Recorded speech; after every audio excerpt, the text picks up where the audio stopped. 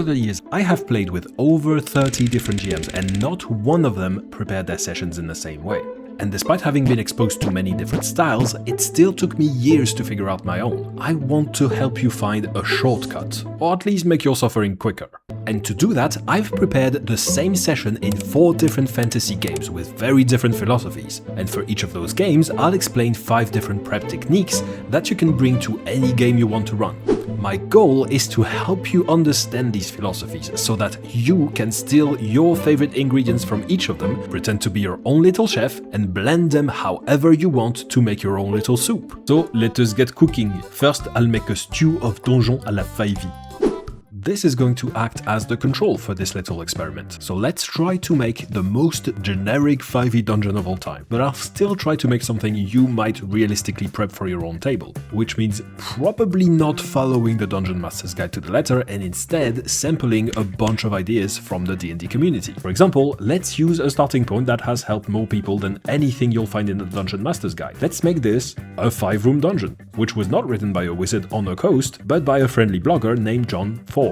Essentially, the 5-room dungeon is a checklist to quickly and easily create 1 session worth of dungeon or just 1 session worth of adventures in general. It includes every single type of encounter D&D is good at, so just by following that checklist, you're almost guaranteed to have a session where most of your players will find something cool to do. In fact, if you want to see even more community-made stuff, at the end of this video there will be a link to a very special playlist, because this video is part of Dungeon Jam, a yearly event where TTRPG YouTubers bring you a bunch of 5-room dungeons. And because I can't seem to do anything without going about 15 extra miles, this video will include 4 of them. First thing we need is a theme. So here's something you've never heard before, a church that was taken over by necromancers so they could perform a spooky ritual. Very original, I know, but don't worry, I'll redeem myself in just a second. If we follow Mr. 4's formula, we need 5 things. First, we need a guarded entrance, so the necromancers put a couple zombies as sentries in the entrance hall of the church. Then a puzzle or roleplay challenge, so let's say that in an optional area there are 2 ghosts. And by helping them solve their own murder's mystery, you can get a blessing by the god of death. Then we need a setback, so let's have another ghost show up, guarding a crystal that weakens the undead. He gives the party an ultimatum. Either they break the crystal, making every undead stronger for the rest of the dungeon, or he warns the cultists that they are coming. It's 2 bad outcomes, but the players get to pick their poison. Which challenge would they rather face? After that comes a big final battle, so that's easy, just some cultists summoning a big demon. And finally we need a reward, so probably a magic item or a divine boon. And now we have a very original premise that makes my Patreon members question why they're supporting me. But it's alright, because now for every single one of those rooms, we can use something the community came up with again. So let's have other people fix my homework. For example, maybe you find the zombie stat block to be pretty boring, so for that first encounter, you whip out, let's say, your Drakkenheim book and use the Delirium Dredge stat block, which looks like this. But since I can't do that for the PDF for this dungeon, I'll use my own Slurper zombie stat block from my free Better Zombies supplement. Because hey, I'm part of the D&D community too, I can steal from me. It's got 3 slimy mutated tongues to grapple people with, and you can cut the tongues to free your allies. Either way, now we have a zombie stat block that will lead to a way more tactically interesting fight. Then, the community also has a perfect framework for murder mysteries. We can use the concept of the 3-clue rule from the Alexandrian blog, where the idea is that for each revelation you want your players to make, you need to have 3 clues, so that your players can still make the deduction when they inevitably miss the most obvious clue in the world. And for the last room, we really have to stick the landing. Just finding a cool stat block might not be enough. So let's take it a step further. We'll follow my boss battle checklist, where the boss needs 1 defensive thing, 1 interactive thing, and 1 scary thing. So we'll say that the cultists can sacrifice themselves to heal the demon for twice the amount of hit points they had. That acts as both a defensive thing and an interactive thing. And then for the scary thing, we'll give the demon an aura where if you would get healed within 30 feet of it, you instead lose that many hit points. An ability which is sure to leave a mark on the back of your player's pants. Okay. Now that this is done, we get to the fun part of this video. This is where we get to figure out your prep style. Because now, we have an actually pretty fun dungeon, and maybe you'll have fun running it, but it's not your dungeon. It's a dungeon that was produced by a hive mind made up of a bunch of idiot YouTubers and couple bloggers and Redditors and third-party publishers. Let's make it yours. For the rest of the video, I want you to imagine that you have a little shopping cart and I'm going to take you through different aisles of a supermarket. And for each aisle, I want you to put in your shopping cart the ingredients that you will want to use for your own recipe. Because I'm sure for each aisle, you'll find at least one ingredient that will be perfect for your little TTRPG soup. First, let's visit the creative problem-solving aisle. Yeah, this is a very weird Costco, because maybe combat is not where you have the most fun as a GM. Instead, you get a kick out of seeing the wacky ideas your players come up with to bypass the obstacles you throw at them. Ideas that they will describe as creative problem solving, but that you think of as coping mechanisms. If that sounds like your GMing style, you might want to take inspiration from the philosophy of OSR, or old school Renaissance games. Now, I'm a Critical Role baby, I've only ever played about 2 sessions of Cyborg in my entire life, but that won't stop me from trying to explain it to you. And to do that, we're gonna need to get the vibes right.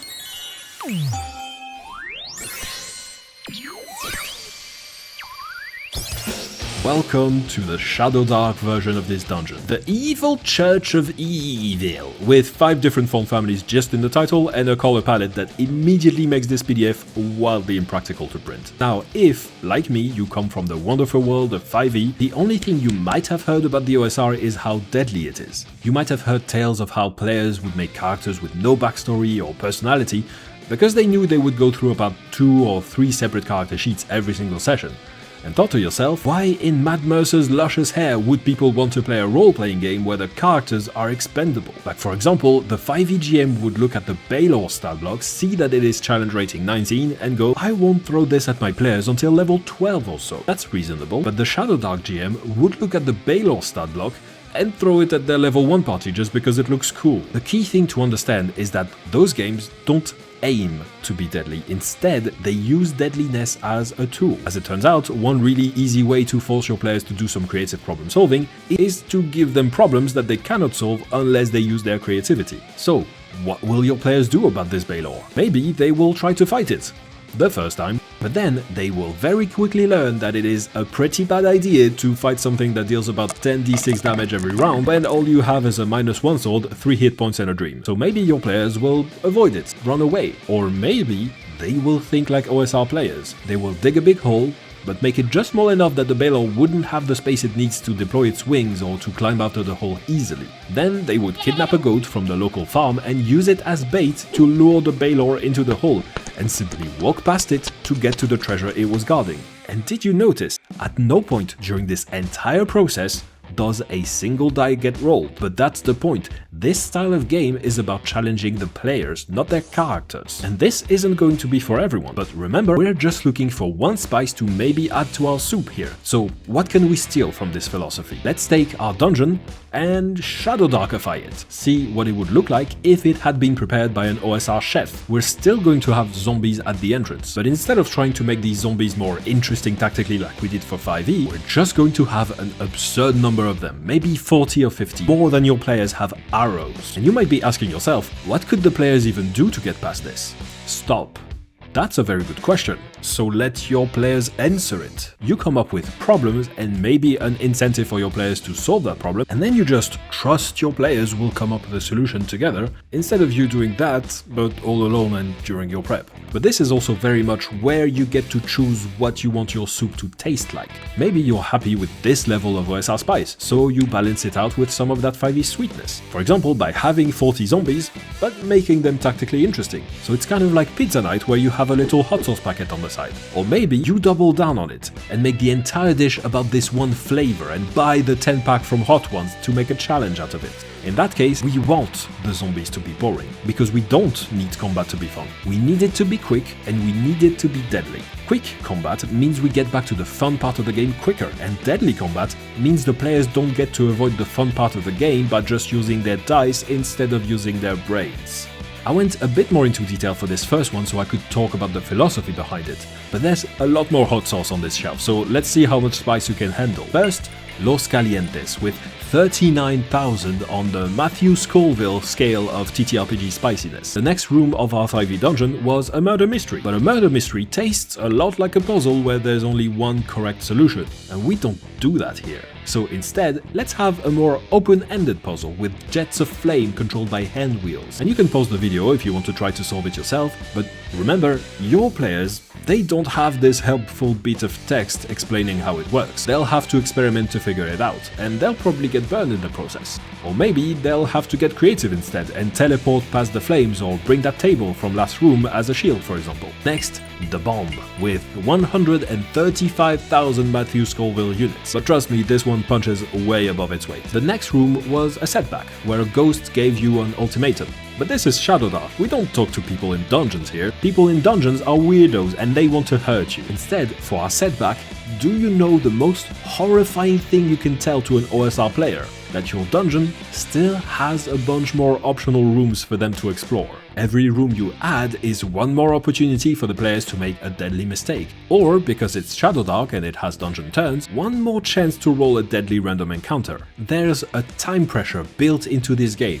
You can't just take a long rest after every room. And finally, the last dab. 2.5 million Matthew Scoville units, but mostly just a pleasant way to end a very unpleasant experience. Room 4 is the big battle, which is mostly the same as it is in 5e. A big demon, some cultists who can sacrifice themselves to power it up. The one change I've made when I looked at this through the lens of how do I make the most OSR dungeon of all time is I added a secret passage, where you can get the drop on the cultists, or, because we don't give presents for free here, that the cultists can use to get the drop on your players. And hopefully, now you understand how to prep a game that's about creative problem solving, and you can wield that power for good, for evil, or for 5e. And if you think you can handle this level of spice, this dungeon along with all of the other dungeons in this video are all available on my Patreon. In fact, let me take a bite myself. Ugh. Oh. Ugh. This might have been a mistake. Wait, am I hallucinating because of the spice? Are these extra bonus videos? A Chrome domain for Daggerheart with cybernetic implants? A list of NPCs designed to introduce plot hooks to your campaign and make travel actually interesting? Plus a bunch of free content like subclasses, stat blocks, and more new stuff every single week. All of these shapes and colors, all on Patreon? Oh, wow, I'm dizzy. The spice made me hallucinate too much cool stuff. I need to sit down. Whew, alright. Let's wash off all of that spice with a bit of bitterness. Let's go do some shopping in the aisle of emotional damage. Because beyond being able to make rulings on the fly to accommodate your players' stupid ideas, creative problem solving, there is another thing GMs are uniquely able to do: making things deeply personal, helping characters grow and evolve through trials that are meaningful to who they are. Back in Shadowdark, we made characters without backstories, on purpose, because that wasn't the point. But here, we want characters with an identity and beliefs, insecurities, desires, so we can poke at those and build a story around the deeply human narratives they introduce, which usually means you get to learn about your friend's unresolved high school trauma, and you might accidentally form some human connections and experience feelings in the process. If this is the kind of magic you want to leverage as a GM, then let's look at the prep philosophy of Daggerheart, a game where the point is to make you go through change and, oh look, I am going through changes.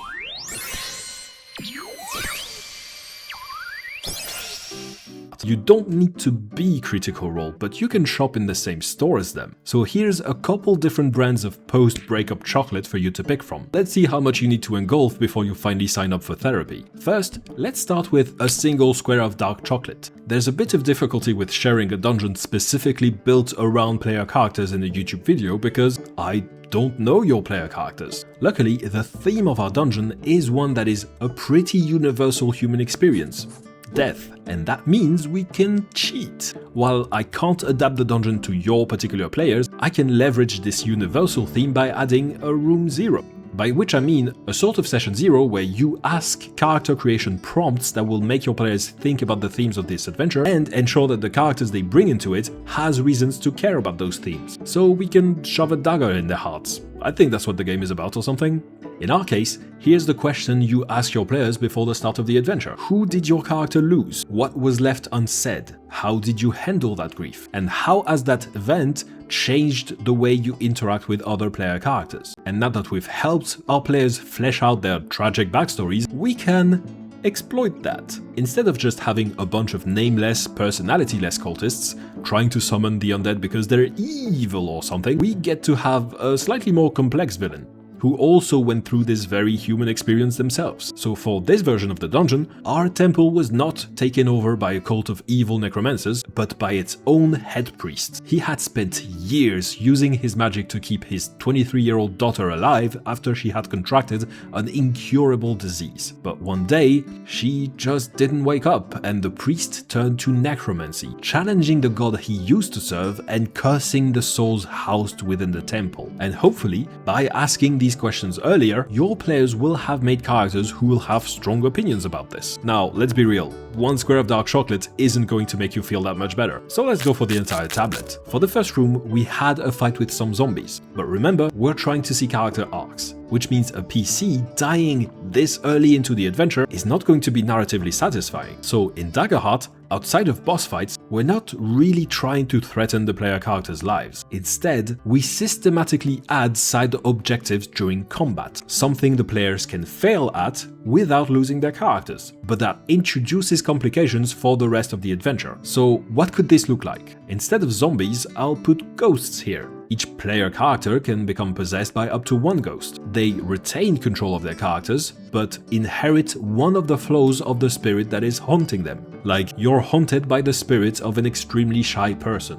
Whenever others can see you, you have disadvantage on everything. Okay, one tablet of chocolate isn't going to cut it, clearly. So here's a whole tub of chocolate ice cream. Will it make the pain go away or be the cause of more pain? Let's find out. Our second room was a murder mystery that tested the player's deductive ability. But we're not interested in our players. They're bland and boring and they smell bad. We're interested in their super cool tiefling and that super cool tiefling's tragic backstory. So in this room, we meet Aurelia, the ghost of the priest's daughter, and we make her as unnerving and as uncanny as we can. Since we know what the players answered for their background questions, we can have Aurelia ask about things she has no business being aware of, like, "So, how did it feel when you killed your dad?" She's not hostile, just confused because she's lost a lot of her memories. When she sees the PCs, she tells them, "I don't know why, but it feels like I'm stuck. Can you help me?" And when the player characters answer her questions and tell her stories about grief, it helps her remember and retrace her own history, so she can tell the players that she's ready to pass on, but her father is keeping her here with necromancy. So we're still trying to figure out how someone died, but in a way which feels way more personal to the characters, reveals important information, and gets the PCs to start forming opinions about the priest that they'll meet later in the adventure, which will pay off later. But there's always room for more chocolate, so here's a whole chocolate fountain for you. Here, we had a setback where a ghost gave your players an ultimatum where the players had to decide which tactical disadvantage they were going to play with. So instead of having tactical stakes, let's try having some emotional stakes here. And because the previous scene involved roleplay between PCs and NPCs, this is also an opportunity to have some roleplay between the player characters. So I need a way to emotionally torture my players enough that they will actually have to speak with one another. It's a tall order, I know. I think I need help. Here's a friend who's really good at emotional torture. Oh yeah, I think I have a puzzle that could work for that. It's pretty dark though. Good. No, like your adventure is going to need content warnings kinda dark. Gotta check in with your players kinda dark.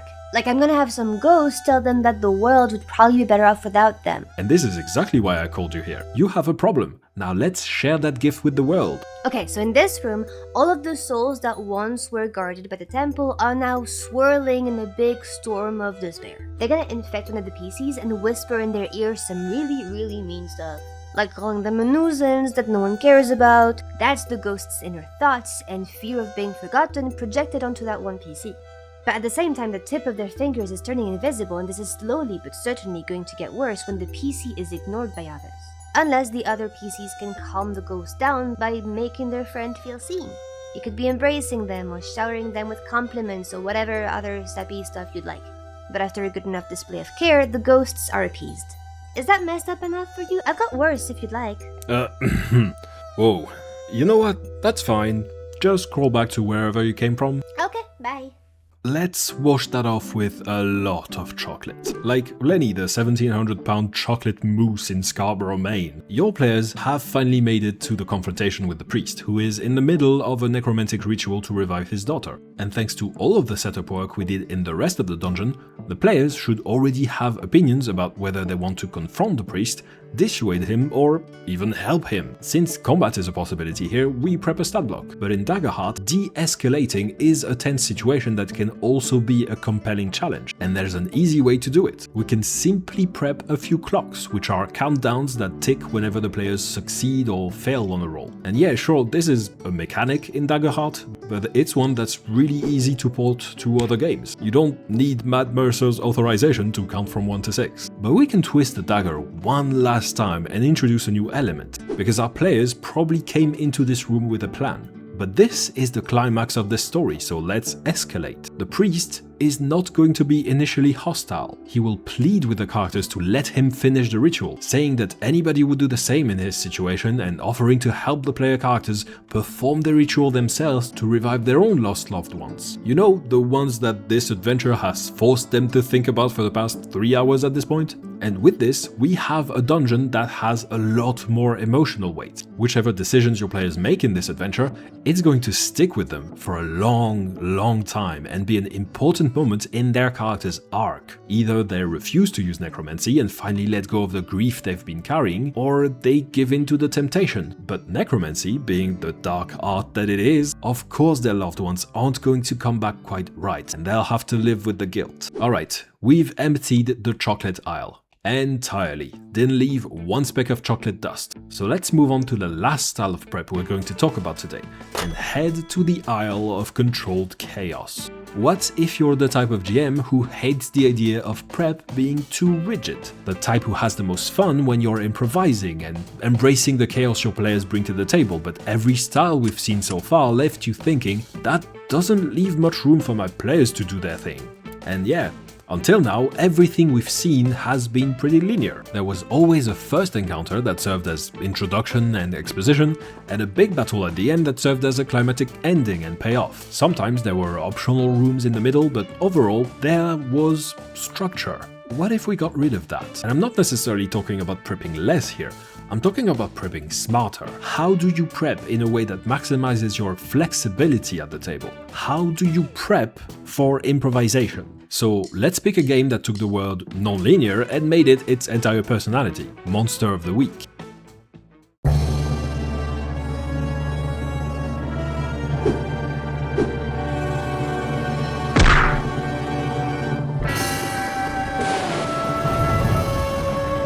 Yeah, remember when I said I always go the extra mile? Here, we have invited some friends over, but we didn't have the time to cook. So instead, we're going to tell them that we're having hot pot night, which means they're going to have to work for it. After all, the hot pot is the most non-linear kind of food.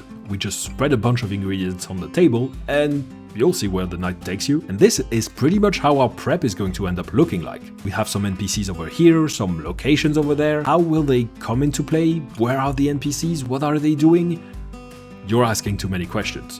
Future me will figure it out. The idea is that during the game, you just look at this spread of disparate but useful elements and pick whatever feels right in the moment. For the broth of our pot, the thing everything else will be built around, we already have a concept, a church with some necromancers in it. But if we didn't have a concept already, Monster of the Week does something really cool here that you can easily steal regardless of what game you actually want to run. For each element we need to prep, including the main bad guy, they give us a list of the most common archetypes, which I assume they built by forcing an unpaid intern to binge watch every season of Buffy and then turned it into a MysticArts video called D&D has 12 types of bebeaks actually.